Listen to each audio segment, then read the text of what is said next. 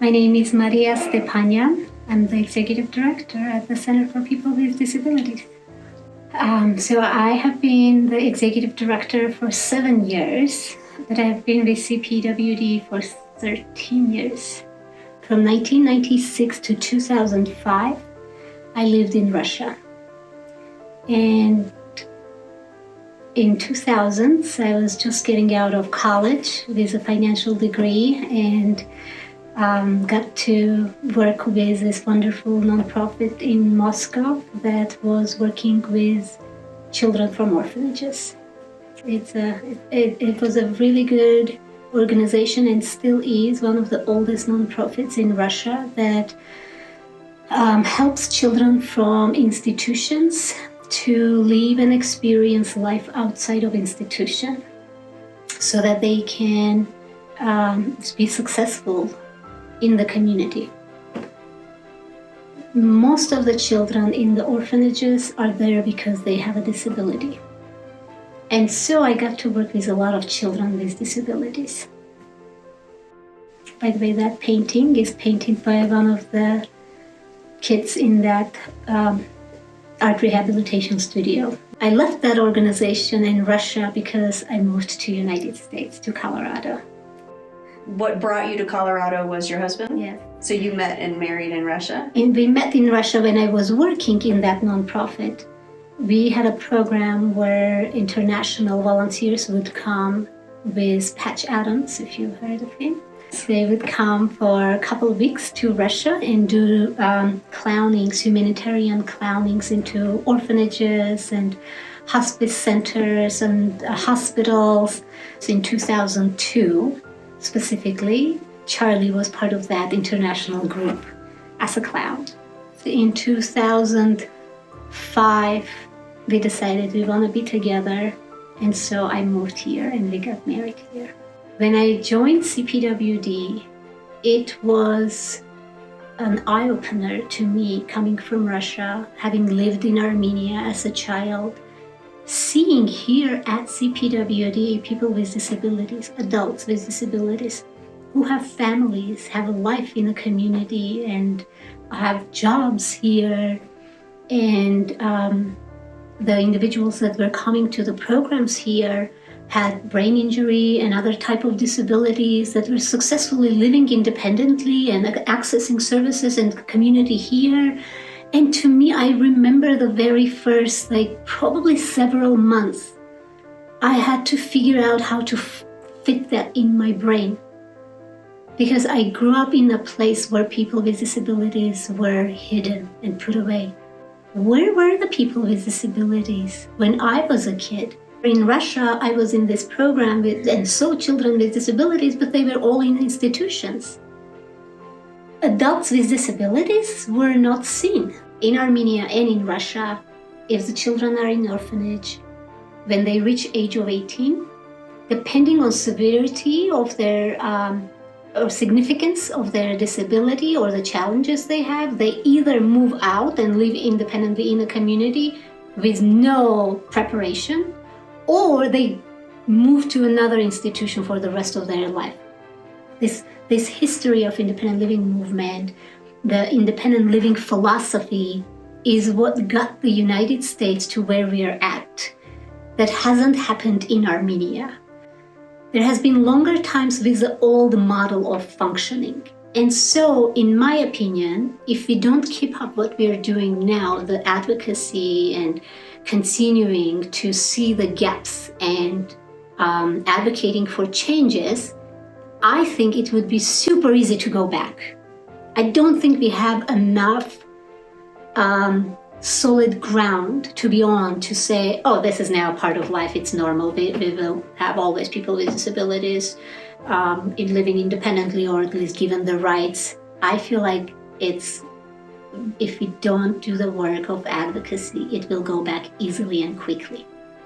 I have a disability, but I didn't know about it until I joined CPWD. Because the mentality was that if you can pass for a person without a disability, you should pass as a person without a disability. So why not even look and identify the things that might be making you join the disability community. So are you comfortable talking about your disability? I am, and I'm still also learning in some other settings how comfortable I can be. I'm very comfortable talking about my disability at CPWD or in the disability community. I can't say I'm 100% comfortable in other settings where I don't trust the mentality has shifted and I would be accepted for who I am and how I am. I have a PTSD that has brought a lot of depression and anxiety. And at times it's manageable, at times it's not. And sometimes when you tell somebody you have a PTSD or you have depression and anxiety, sometimes it's not taken as seriously because the hidden disabilities are not often understood. I think the biggest part when it comes to mentality to be changed is about how we view disability and how we view people with disabilities. I think that we should continue the work towards changing those mental models. First and foremost, the attitudes. Those are the most difficult ones that has been to actually make a change and a shift. That's the root of everything else being changed, actually. So once that changes, the rest possibly could be easier to address. It is accepting and understanding that disability is part of life. It's not this different thing, it's just part of life. As we say, if you live long enough, you most likely will join the disability community. But if you don't see that disability as part of life, then it's hard to change that culture and mentality. And when we start seeing disability as part of life, then we start moving away from the ableist culture and an ableist policies. So when we see disability as part of life, then we create those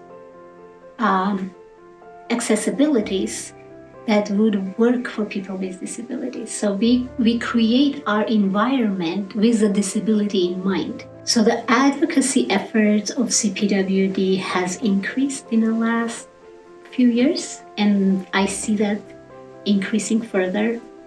And that's really important to me and exciting, because we provide a lot of services, but I said in the very beginning that advocacy piece is the most important.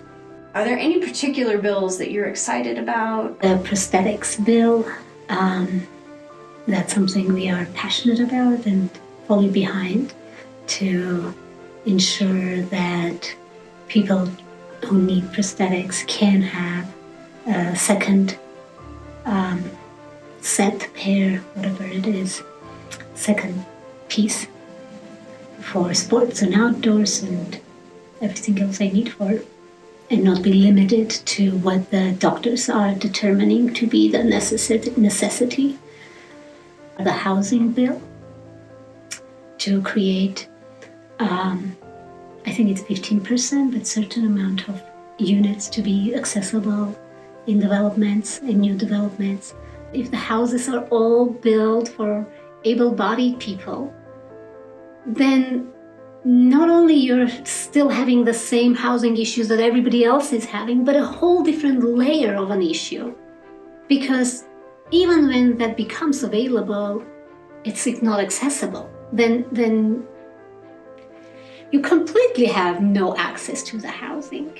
And then the bill that kind of strengthened the ADA, and for people with disabilities to have less administrative burdens put on the person with a disability, to fix and change the environment. What it does that I'm excited about is basically removing additional barriers that are currently put on a person with a disability to be protected by ADA. I can't miss the opportunity to tell you how amazing people are that work here, and where CPWD is at and what we do and how well we do that is all because of people who work here. Because people give their hearts and everything to what we do. And I'm just so proud of that and so touched by that. 72 to 78% of staff, people with disabilities, and more than 50% of our board of directors are people with disabilities. So when you talk about policies and rules and regulations being created by people who understand the needs of people with disabilities, you put those with disabilities in charge. And that's when things get created in an equal way and in a way that people with and without disabilities benefit from.